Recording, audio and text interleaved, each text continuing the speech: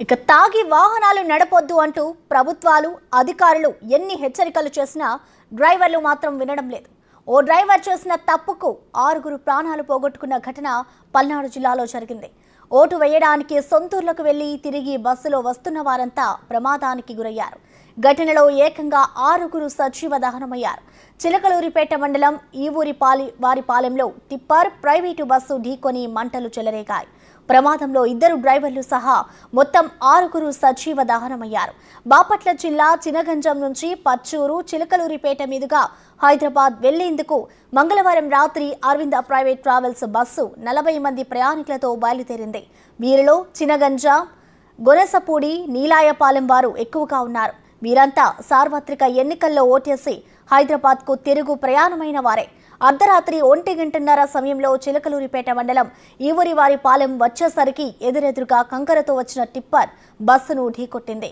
క్షణాల్లో టిప్పర్కు మంటలు రేగి ఆపై వేగం తీవ్రత దృష్ట్యా బస్సుకు మంటలు వ్యాపించాయి.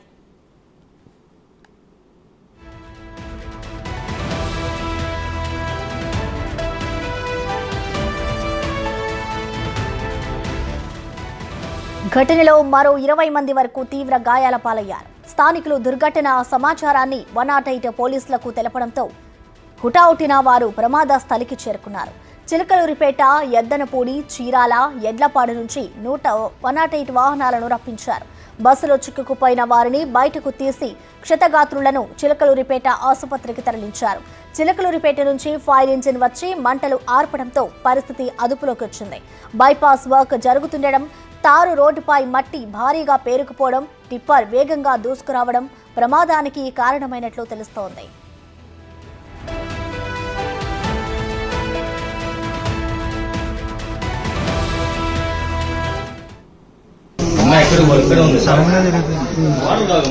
ఆపోజిట్ ఏమో టిప్పర్, మనోడేమో డ్రింక్ చేసి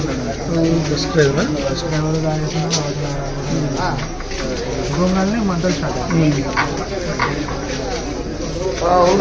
అందరూ బయటకు వచ్చేసారు.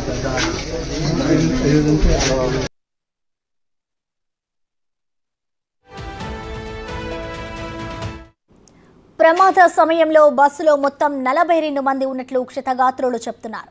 వీరిలో tipper driver, travel bus driver కాక మరో 4 ప్రయాణికులు మరణించినట్లు సమాచారం. వీరంతా బాపట్ల జిల్లా చినగంజా మండలం నీలాయిపాలెం వాసులుగా గుర్తించారు.